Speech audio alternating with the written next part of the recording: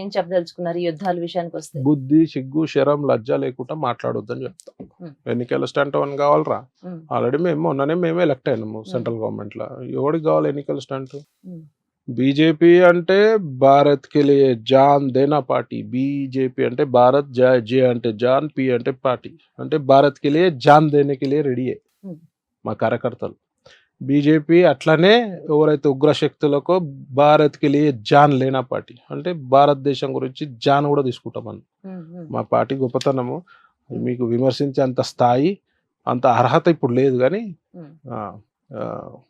గమ్మున ఎట్లా మోదీ గారు డిసిషన్ తీసుకుంటారో గమ్మున కోఆపరేట్ చేయాల్సిన బాధ్యత ఉంది. ఏది జరిగినా మనం అందరం భారతీయులం, పార్టీలకు అతీతంగా ఐక్యంగా ఉండాల్సిన సమయం ఇది. అసలు పాకిస్తాన్ అనేది ఒక చిన్న దేశం. దీన్ని ఎందుకు అస్తమానం మనం గిచ్చడం, ఒక్కసారి గట్టిగా దీన్ని కొట్టేస్తే అయిపోదంటారు? మేడం చెప్తున్నా కదా, ఎన్నో ఉంటాయి దీనికి. మనము దాని గురించి మాట్లాడకపోవటం బెటర్. చాలా ఉంటాయి దౌత్యాలు, సంబంధాలు, వేరే దేశాలు, రకరకాల ఈక్వేషన్స్. ఇప్పుడు ప్రజల మంచి కోరాలి మేడం. సో వాళ్ళు ఏది చేసినా మోదీ గారు మంచిగా చేస్తారు. నేను ఇంకా అన్నిటికీ ఒకటే ఆన్సర్. మోదీ గారు భారత ప్రజల గురించి, భారతదేశం గురించి ఆలోచించే వ్యక్తులలో #1 స్థానం మోదీ గారు. అలాగే భారత్ హిందూ దేశంగా ప్రకటించాలని డిమాండ్లు చాలా ఎక్కువగా వినిపిస్తాయి. డెఫినెట్ గా హిందూ దేశంగా ప్రకటించాలని కోరుకునే దాంట్లో నేను ఫస్ట్ ఉంటా. ఎందుకంటే ఇవాళ మనం మెజారిటీ అయినా కూడా మైనారిటీ పాత్ర పోషించే పరిస్థితి ఉంది.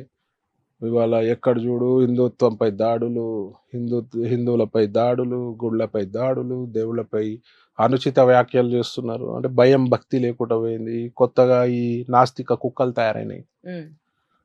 నాస్తిక కుక్కల పేరు అంటే కుక్కల్ని ఇజ్జత్ పోతుందేమో, వాళ్ళు అసలు కంపేర్ చేయడానికి లేదు. వాళ్ళు పేడ పురుగులు అంటారు చూడు, వాళ్ళు అది నాస్తికులు. ఏమున్నా కూడా హిందూ సమాజం పట్ల రకరకాల కుట్రలు జరుగుతున్నాయి. లవ్ జిహాద్ లాంటివి, హలాల్ అపార్ట్మెంట్ లాంటివి జరుగుతున్నాయి. ఇది పాకిస్తాన్ నుంచి కొన్ని టెర్రరిస్ట్ ఆర్గనైజేషన్ నుంచి లవ్ జిహాద్కి ఫండింగ్ వస్తుంది. తర్వాత వచ్చేసి హలాల్ అనేది ఒకటి ఇక్కడ దాన్ని తీవ్రంగా ఖండించాలి. హలాల్ అపార్ట్మెంట్ లాంటివి అవుతున్నాయి కేరళ రాష్ట్రంలో. సో అట్లాంటివి ఖండించాల్సిన అవసరం ఉంది, అట్లాంటివి ఆపవలసిన అవసరం ఉన్నది. ఎటుపోయి ఇప్పుడు దొంగ పాస్టర్ల ముసుగులో ఉన్న పాస్టర్లు, దొంగలు, వాళ్ళు కూడా హిందుత్వంపై ఏడుస్తారు. అంటే పాస్టర్స్ అంటే చికోటి ప్రవీణ్ కి అసలు ఎందుకు నచ్చదు? అంటే హిందువుల జోలికి వస్తే వాళ్ళ ప్రాణాలు తీయడానికైనా, ప్రాణాలకు ఇవ్వడానికైనా చికోటి ప్రవీణ్ ఎప్పుడు సిద్ధంగా ఉంటానని అంటారు. ఎందుకంత దొంగ పాస్టర్లు చూసిరా మేడం? దొంగ పాస్టర్లు ఎట్లా అవమానపరుస్తూ మాట్లాడతారు. నేను ఇప్పుడు ఒరిజినల్ పాస్టర్స్ కూడా ఉన్నారు, వాళ్ళకి నేను రెస్పెక్ట్ ఇస్తా. ఎందుకంటే వాళ్ళు వాళ్ళ మతాన్ని వాళ్ళు ప్రమోట్ చేసుకోండి. కానీ పోయి గుళ్ళ కాడ, తిరుపతి కొండ పైన పోయి అన్యమత ప్రచారం ఎట్లా చేస్తారండి? అవసరం ఏముంది? మీ దేవుడు మీకు గొప్ప, మా దేవుడు మాకు గొప్ప. మేమేం చెప్తలేము, యేసుని నేనేం కించపరిచి మాట్లాడలేదు ఎప్పుడు. మా దగ్గరికి ఎందుకు వస్తారు? ఈ దొంగ పాస్టర్లను తోలు తీయాల్సిన పరిస్థితి ఉంది. వాళ్ళే క్రిస్టియన్ కమ్యూనిటీని మోసం చేస్తారు. వాళ్ళు ఆ చూగాన్లు ఉంటారు కదా, టచ్ గాన్లు, వాళ్ళు చూస్తారు కదా, టచ్ అనగానే అంత మంచిగా అయిపోతారు. రోగం ఉన్నోడు కూడా మంచిగా అయిపోతాడు, లేచి ఉరుకుతుంటాడు, ఆడుకుంటాడు, ఉరుకుతుంటాడు, గుడ్డామె కళ్ళు తెరుస్తుంది, మాటలు, విచిత్రమైన రోగాలు వాళ్ళకే ఉంటాయి. అదేందో మరి. సో వాళ్ళందరినీ తోలు తీయాలి. వాళ్ళు క్రిస్టియన్లనే మోసం చేస్తారు. దశమ భాగం ఎంతో మంది క్రిస్టియన్, అమాయక క్రిస్టియన్లని మీరు ఇప్పుడు ఒక పూర్ క్రిస్టియన్ ని కూడా వాడు బెదిరిస్తాడు దొంగ పాస్టర్లు. దశమ భాగం ఇవ్వకపోతే నీకు చెడు అవుతుంది, దేవుడు క్షమించాడు. అరే నీ అమ్మ, దేవుడు ఎందుకు క్షమించాడు రా? దేవుడు అంటేనే దయ చూపెట్టాడు. నువ్వు నమ్మినావు అంటే దేవుడు పైసలకు ఆశపడుతున్నా? ఆడు రోజు 100 రూపాయలు కూలి పని చేసేటోడు 10 రూపాయలు వీళ్ళకి ఇవ్వాలి. డబ్బులు ఎడికి పోతున్నాయి?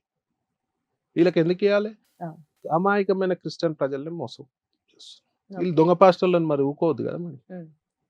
మెయిన్ టైం దొంగ పాస్టర్లే కాదు, దొంగ బాబాలు ఉంటే కూడా తోలు తీస్తా అని చెప్తా నేను. హిందుత్వాన్ని కించపరిచే విధంగా కూడా నా బాబా ఉన్నాడా నాకు చెప్పండి అని ఆయన మఠం మీదకి పోతా, ఇంటి మీదకి పోతా. ఊరుకునేది లేదు. ఎవరిని మోసం చేయాల్సిన అవసరం లేదు, మతం ముసుగులో మోసం చేయాల్సిన అవసరం లేదు. సో ఈ దొంగ పాస్టర్లు ఎప్పుడు హిందుత్వంపై ఏడ్చుడు. మొన్న ఎవరో ఒకరు ఆయన చనిపోతే యాక్సిడెంట్ అయి చనిపోయిందా, ఏదో పోలీసు నిర్ధారణ చేయాలి. అప్పుడే హిందూ కమ్యూనిటీని, హిందువులను బ్లేమ్ చేసుడు. ఒక లుచ్చాగాడైతే దొంగ పాస్టర్ గాడు వచ్చి చెప్తాడు, ఇంకొక ముస్లిం ఆయనతో చెప్తున్నాడు, మీరు మేము కలిసిమెలిసి హిందువులపై దాడికి దిగాలి, పోరాడాలి. అరే అమ్మ, హిందువులు ఏమన్నా గాలి చేసుకొని కూర్చురా? ఒక హిందువుని టచ్ చేయరా చూస్తా.